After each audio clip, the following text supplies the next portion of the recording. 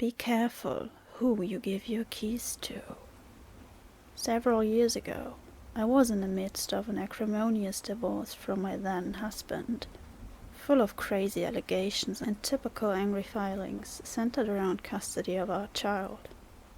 As with many divorces, friends and professional colleagues seemed to pick one side or the other. In my case, there was one sort of professional contact who reached out to me after hearing about the divorce, who offered to be a witness for my case.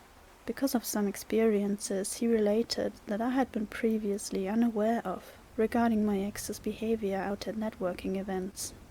After this initial call, he started calling on a semi-regular basis to make sure I was okay. This wasn't someone I knew well prior to the separation, and he was much older than I was, but claimed to have experience with divorce and custody. And I figured it was a good idea to be polite and not alienate him, since his testimony was important per my lawyer. I kept things friendly, but I always had a weird feeling about him. After a few months, he called one day that my son was very sick, and when I told him I couldn't talk and explained why, he offered to run to the store for me, which I honestly appreciated. But after that, he was dropping by the house uninvited, or he would stop by with cookies for my son, etc. Again, I kept telling myself to keep things polite. The divorce is coming soon, don't make this guy mad. He had called me out of the blue, and I was worried at this point that I was walking a very fine line, being polite but clearly not interested, and that if he got mad, he might decide to go testify for my ex and say who knows what. During this time, he had also helped me set up a security cam system my dad had mailed me, and at one point, I needed someone to walk my dog, and he had offered to do it. He used and returned a spare key the same day. One evening, he showed up while I was painting and insisted on sticking around to help, even though I was having my starting over catharsis and wanted to do it alone. Just after the painting day, he came around, uninvited and unannounced, with magazine photos of decor, and started carrying on in this manic way about how we could finish decorating the house. I was so weirded out that I made an excuse to leave, started ignoring his calls, and took my son and dog to stay with my parents for several weeks to avoid a drop-in. I came home just for custody exchanges. I came home a few weeks later thinking he would have gotten the hint, and it was a quiet day. The following morning, I took my son on an outing, something like the zoo, and we both came back hot and tired. I put my kiddo down for a nap in my bed and decided to close my eyes with him. I woke up maybe an hour or so later, and it took me a moment to realize something was way off. As I'm blinking off the sleep, I realized there was a rose bush sitting on my bedside table that I most definitely had not put there. There was a post-it note on it, something about planting it in the yard. I started shaking immediately because I recognized the handwriting and stood up to go splash some water in my face and decide whether to call my parents or the police. I didn't want any trouble because of the divorce. As I stepped into my bathroom, I realized that the mirror was covered in post-it notes, or with super creepy messages that were intended as like love notes or with affection, but which all scared me. I was still waking up and trying to figure out how these notes could possibly have gotten into my house. My front door was definitely locked, but as I went from room to room, there were notes everywhere. I mean, hundreds of post-it notes covering the walls, in my cabinets. There was even one inside my coffee maker. I started grabbing all of them and putting them into a pile. When I got to one in the kitchen, that made my blood run cold. It said, "You're cute when you think no one is watching you." And I realized that there was a security camera pointed right where that note was left. the one he had helped me set up months earlier when I didn't think he was a psychopath. I called my parents in hysterics, sent them a bunch of photos, and my dad insisted I should not call police. Remember, custody battle. But that he would drive over and change the locks and put a chain on the door. We also immediately changed the passwords on the security cameras, which had been installed to document if my ex tried to break into the house. So there was one on the front porch, but 3 inside the house, including one in my bedroom. This man could apparently see and hear everything going on inside my house for months. The security cameras, I realized, he had just paid attention to my passwords when I was setting up the system, but the only way I can figure out that he got into my house is that he must have made a copy of my house key the day he had it. And because my dog had gotten to know him, he wouldn't have barked to warn me, which also scared me. I was absolutely horrified. This man had been in my house for a long time. There's no way he could have put that many notes up quickly. And he was right next to my face and feet from my son while we were sleeping, and somehow thought that was okay. I left and stayed with my parents again for a few days, afraid of what he was going to do when he realized that he was now both physically and digitally locked out of my house.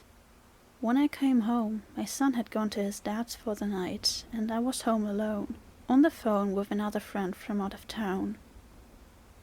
At about 10 p.m., this man showed up at the door, pounding on it, trying the locks, screaming obscenities and demanding to be let into his house. Gone were all the niceties. This was someone completely furious and derailed. All I could do was hide in my bedroom until he left, what felt like an hour later. This was St. Patrick's Day, and I'm sure he had been drinking. After that, there were several other times someone would start knocking on the door in the middle of the night, always when my son wasn't home. I think he was crazy, but not that crazy, and I figured if I called the police, he would get in more trouble if my son was there. But he knew the schedule, so I know it was him. He tried reaching out using fake social media accounts several times, always getting blocked. Years later, I discovered that he had friended my mom on Facebook, and was therefore still able to see all the photos of us that she posted or shared, and there was a huge argument when I saw she had left her computer logged in, a conversation they were having about me and how he could get back into my life. I sold that house 2 years later, still finding new notes even as I was packing, and I am more than relieved that he no longer knows where I live. I don't post photos of my new house online, not the front anyway, and I have changed the privacy settings on my social media accounts. I avoid all the places he used to go, the networking events he attends, and I stay as under the radar as possible. I could never bring myself to play back the security camera videos, because I was traumatized enough and didn't want to see just how much danger we could have been in. Hopefully, he never sees this post, but you know who you are. I hope our paths don't cross again.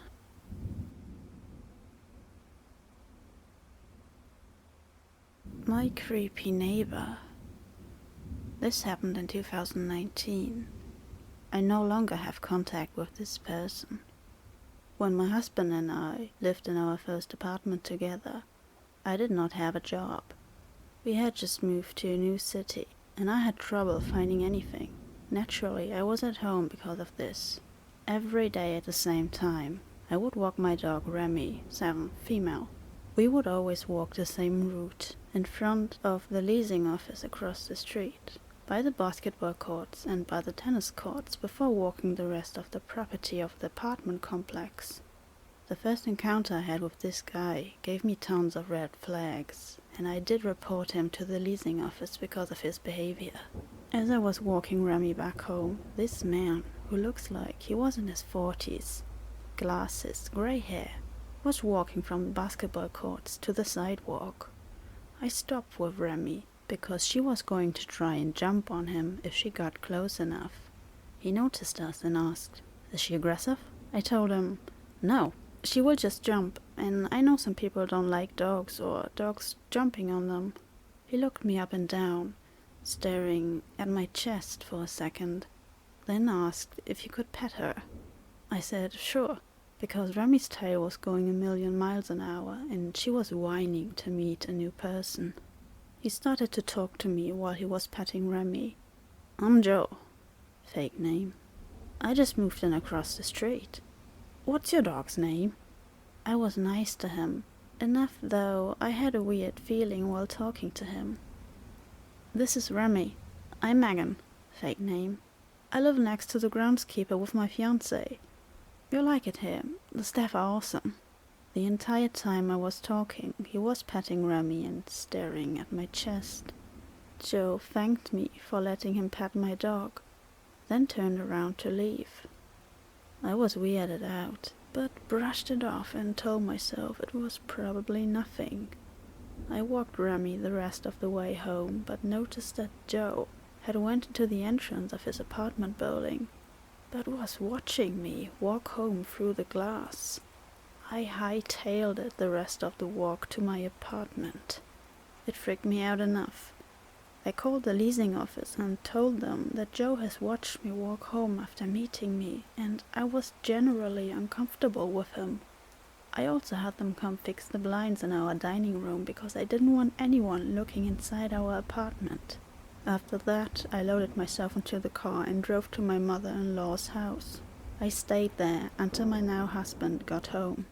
Anytime I walked Remy, and eventually Peach, my other dog, Joe always was somehow outside when I was. He always tried to come talk to me or pet the dogs. Luckily, when I would walk Peach, she would growl at him. She was, and still is, very protective of me. If I ever walked the dogs with my husband, he would never come to talk to me. It was only if I was alone with Remy, or if I was alone. He also would start walking by the front of our apartment when my husband wasn't home. He would try to look through the sliding door to get a glimpse of me. My husband and I decided to move into a bigger apartment because we needed more space for the dogs and ourselves. The day I got the keys for our new apartment just down the street, I had another experience with Joe that made me call the cops. I was walking both of the dogs around the block so I could finish up some last-minute packing. I saw Joe pull into the complex in his car. I stopped to let him go past me, but he waved me to cross the road. When I did cross, he pulled around really fast with his window already rolled down. "Hey, Megan, I was wondering, are you happy with your husband? If not, I can help you out." He looked me up and down and gave me a wink. I acted like I didn't hear him since I had headphones in. I immediately went inside and locked the door behind me. I called the leasing office and told them what happened.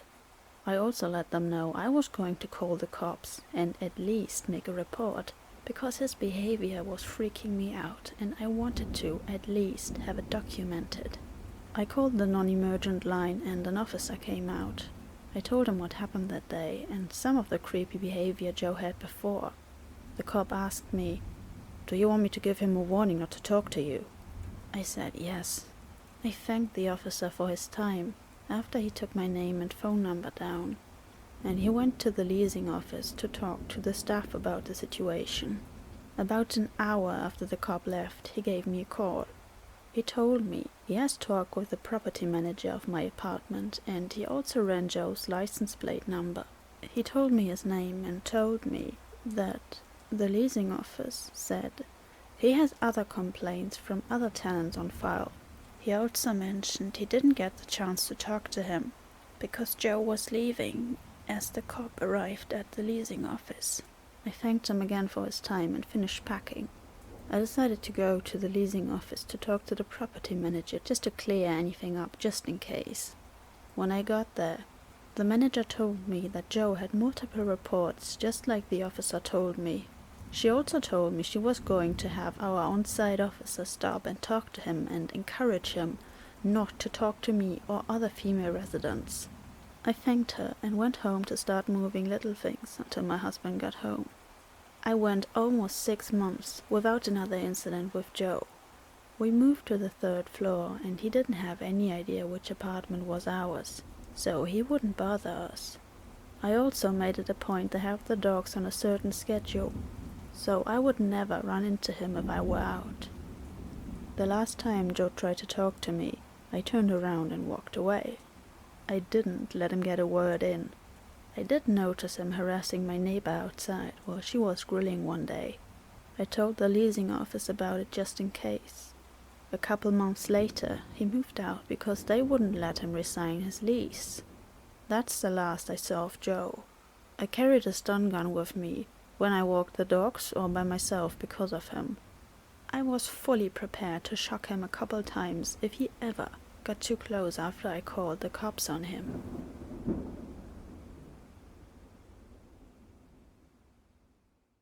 Hooded man in the woods. Alright. I spent my entire slow day at work yesterday reading through the sub, so now I want to share my little story. My childhood best friend, Marie, and I were around 11 or 12 years old at the time. Marie's family had their own campsite in a provincial park about 2 hours from our hometown, and would spend the entire summer each year living in their camper out there. This particular summer, I was able to go and stay with them for a week, and we were excited to spend our time adventuring around the forest. On the last night that I was there, we decided we wanted to hurry down to the ice cream shop by the lake before it closed. It was early evening at this point, still pretty bright out, but beginning to lose light. The path we took was down a short slope right next to the main road with maybe 10 feet of thick bushes and trees in between. On the other side was the forest with more tall, thick brush. So we were walking along, not seeing a single other person on the path in front or behind us. We hear a sudden rustling and snapping of branches, similar to the sound of maybe a deer moving through the woods. I wouldn't have thought anything of it, but then the sound of running footsteps follows. Marie glances back and suddenly grabs my arm, urging me under her breath not to look back. At the same time, the running stops. I don't know why I didn't ignore her and get a look myself. I guess I could sense the very real fear in her voice and chose to listen. We both start to panic, getting that feeling like when you're running up the stairs after turning the basement light off. We pick up speed as much as we can without breaking into a sprint, knowing the ice cream shop is only about a minute walk away at this point. The path soon breaks and we are in the parking lot. Suddenly, Marie steers me hard to the left, heading towards the lake and the boat rental instead of continuing straight to the ice cream shop. And I go along with it silently, understanding ice cream is no longer an interest right now. Marie is clearly panicking at this point. We are both looking around, but it seems whatever scared her is nowhere in sight. Marie walks up to the boat rental and gets us a kayak, and we climb in and begin to paddle out into the middle of the lake. As we paddle, she tells me that there was a man behind us, and that the man had stopped running at us very abruptly upon making eye contact with her. He had been wearing a long black coat with the hood up, despite it being the middle of July, had a terrible smirk on his face, and she swore that as he stopped running, she saw him put something shiny away into his coat. He appeared to have just emerged out of the bushes after we walked past, given the sounds we heard right before he came running onto the path. We reached the center of the lake and stopped paddling. I pull out my Nokia brick phone that my parents had, thank God, given me just in case. I hand it to Marie and tell her to call her parents to come pick us up. As the phone rings, I see her look out past me to the shore and go pale, lifting a hand to point to what she's seeing. I turn, and there was the man, stalking his way around the path that circled the edge of the lake, staring out at us. We sat in the middle of the lake and watched him do 2 full laps, never looking away from us before finally disappearing. It took a few tries to get a hold of her family. We were freaking out so bad the whole time as the sun got lower and lower. We did manage to have someone come with the truck, but by the time we reached the shore it was pretty dark outside. I don't know what we would have done if we hadn't been able to call for a ride. Looking back, I don't know why we didn't just go up to the ice cream shop, inform an adult there, and ask her parents to come get us then. But it worked out. We got back safe, and we, thankfully, never saw the man again.